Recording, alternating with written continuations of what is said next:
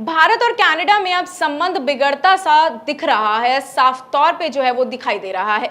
अभी हाल ही में भारत में जब G20 समिट हुई थी, उस दौरान से ही दोनों पीएम के रिश्तों में खटास आना शुरू हो गई थी, क्योंकि आपको बता दें कि कनाडाई प्रधानमंत्री चाहते थे कि वो भारत के प्रधानमंत्री से द्विपक्षीय बातचीत कर सके, पर इसमें साफ तौर पर भारत के प्रधानमंत्री मोदी ने मना कर दिया था। साथ ही आपको बता दें कि जस्टिन ट्रूडो की ओर से खालिस्तानी आतंकी हरदीप सिंह निज्जर की हत्या में भारत सरकार का हाथ होने से संबंधित संगीन आरोपों के बाद दोनों देशों की सरकारों के बीच तल्खी बढ़ गई है।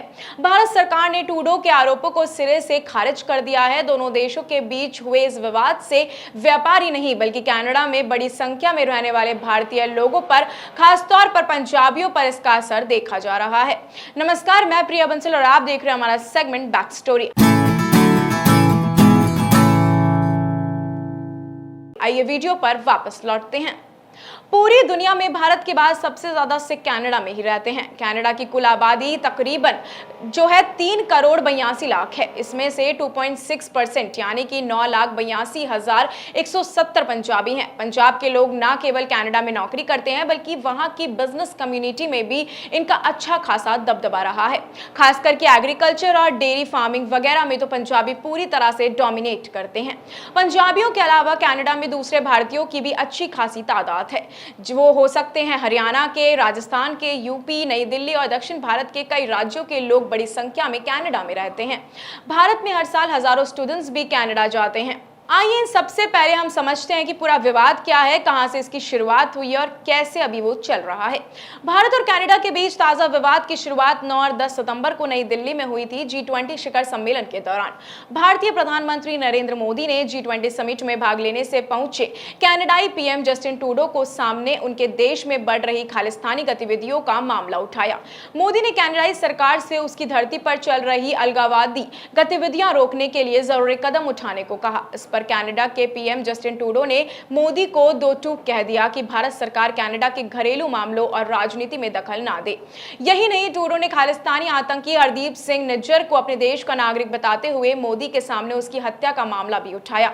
हालांकि भारत सरकार ने तब ट्रूडो की खास बात पर अहमियत नहीं दी थी। G20 शिखर सम्मेलन के बाद कनाडा पहुंचते ही जस्टिन ट्रूडो ने वहां की संसद में बयान दिया कि हरदीप सिंह निज्जर कनाडा का नागरिक था और उसकी हत्या भारत सरकार ने करी आई है।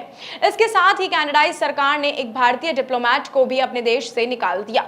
भारत सरकार ने कनाडा के इस कदम का बड़ा संज्ञान लेते हुए न केवल ट्रूडो के सारे आरोपों को खारिज किया है बल्कि नई दिल्ली में मौजूद कनाडा के एक नए डिप्लोमेट को भी 5 दिन से देश छोड़ने के लिए कह दिया है।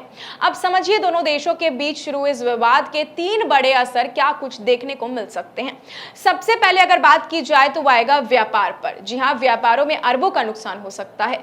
दोनों देशों के बीच होने वाले ट्रेड से जुड़े आंकड़ों पर नजर दौड़ाई जाए तो वित्त वर्ष 2021-22 में दोनों मुल्कों के बीच 7 अरब डॉलर का व्यापार हुआ था। चालू वित्त वर्ष यानी कि 2022-23 के शुरुआती 6 महीने में ही दोनों के बीच में 8.16 अरब डॉलर का व्यापार हो चुका है।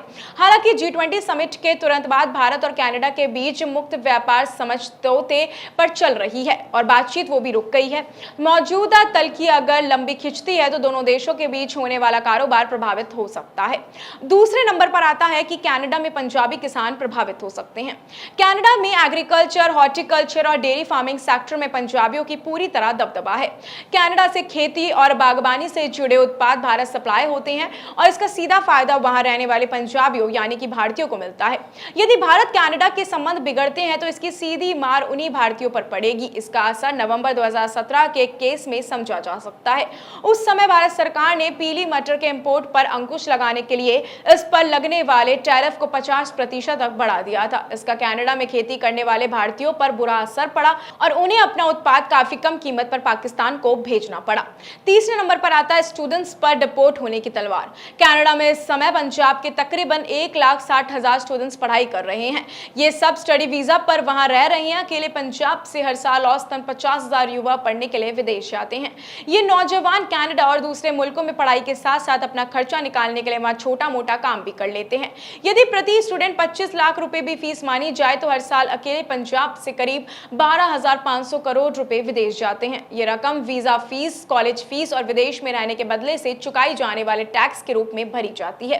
इससे सबसे बड़ा हिस्सा कनाडा को ही मिलता है। कनाडा कभी नहीं चाहेगा कि उसकी इनकम खत्म हो जाए। हालांकि अगर दोनों देशों के बीच तनाव बढ़ता है तो कनाडाई सरकार भारतीय स्टूडेंट्स के लिए अपने नियम सख्त बना रख सकती है। इसमें उनका वीजा कैंसिल कर डिपोर्ट करना भी शामिल है। ऐसी और भी इंटरेस्टिंग और नॉलेजेबल वीडियोस के लिए आप बने रहिए हमारे सेगमेंट बैक स्टोरी के साथ, ओनली ऑन दैट जॉब। धन्यवाद।